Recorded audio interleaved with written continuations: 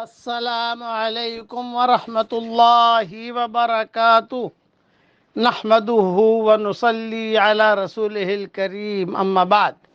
آج کا سبق سن لیجئے۔ آج کے سبق کی سرخی ہے سخاوت سے دوستی کیجئے، پارٹ نمبر 149۔ حضرت حکیم ابن حزام رضی اللہ تعالی عنہ، یہ حضرت خدیجہ رضی اللہ تعالیٰ عنہ کے بھتیجے تھے۔ چونکہ حضرت خدیجہ کے پاس بھی مال بہت تھا، اسی طرح پھر ان کے پاس بھی مال بہت تھا۔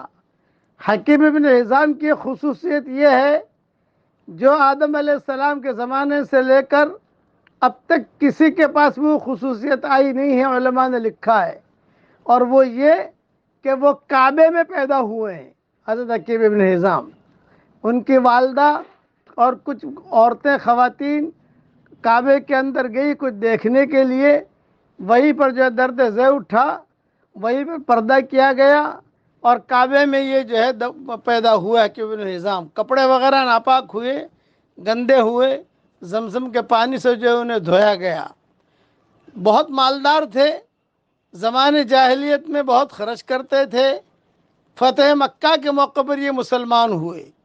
جب مسلمان ہوئے تو حضور صلی اللہ علیہ وسلم سے یہ کہا کہ حضرت دیکھیے، میں زمانے جاہلیت میں جتنا میں نے خرچ کیا ہے اتنا میں جو ہے اس زمانے اسلام میں خرچ کروں گا۔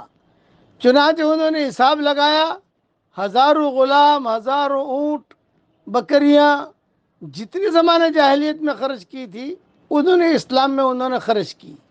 اور پھر اتفاق ایسا ہوا، 120 سال کی ان کی عمر ہوئی۔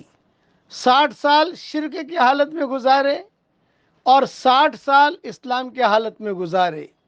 حضور صلی اللہ علیہ وسلم کے پاس آئے جب مسلمان ہونے فتح مکہ کے موقع پر، تو حضور صلی اللہ علیہ وسلم سے انہوں نے پوچھا کہ حضرت میں نے مکہ میں بیواؤں کے، یتیموں کے مکانات بہت بنائے ہیں، بہت غلام آزاد کیے ہیں، بہت خیراتیں کی ہیں، اب میں مسلمان ہو رہا ہوں، تو کیا اس کا اجر مجھے ملے گا؟ تو آپ نے فرمایا، یا حکیم اسلمت علی ما اسلفت من خیر، زمانے جاہلیت میں تو نے جو کچھ کیا ہے اللہ اس کا بھی تجھے اجر دے گا۔ صحیح بخاری شریف میں مضمون موجود ہے۔ حج کرنے کے لیے آئے تو اپنے ساتھ بہت غلام لے کر آئے، بہت باندیاں لے کر آئے، اور پھر وہاں ان کے گلے میں چاندی کی تختیاں تھیں، اور اس میں لکھا ہوا تھا حکیم ابن حزام نے عرفات کے میدان میں ان سب کو آزاد کر دیا ہے۔ تو چاندی کی تختیاں بھی ان کو ہدیہ دے دی، اور جو ہے ان کو سب کو آزاد بھی کر دیا۔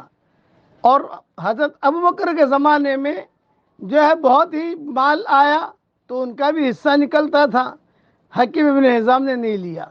حضرت عمر کے زمانے میں بھی ان کا حصہ نکلتا تھا مال فی میں سے، حضرت عمر نے بھیجا، خود گئے تو فرمایا حکیم ابن حزام نے کہا کہ میں نہیں لوں گا، نہیں لیا، اپنا حصہ معاف کر دیا، نہیں چاہیے مجھے۔ تو حضرت عمر نے لوگوں کو گواہ بنایا کہ بھئی تم گواہ رہنا، میں نے اس کا حق دینے کے لیے میں خود گیا، لیکن اس نے منع کیا ہے، اس لیے بیت المال میں جمع کر رہا ہوں۔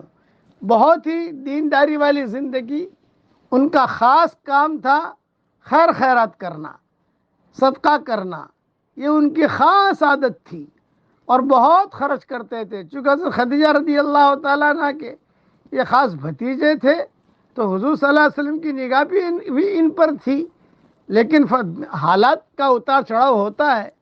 اور جب انتقال کا وقت، یہ حضرت معاویہ کے زمانے میں ان کا انتقال ہوا ہے، امیر معاویہ کے زمانے میں، وہاں مکہ مکرمہ میں ایک جگہ تھی دار الندوہ کے نام سے، جہاں یہ سارے کے سارے بیٹھ کر مشورہ کیا کرتے تھے۔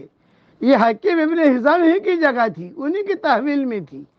لیکن جب مسلمان ہوئے تو انہوں نے کہا کہ بھئی جگہ میں تو بہت مسلمانوں کے خلاف مشورے ہوئے ہیں کہ میں مسلمان ہو گیا ہوں، تو امیر معاویہ کو کہا میں بیچنا چاہتا ہوں اسے۔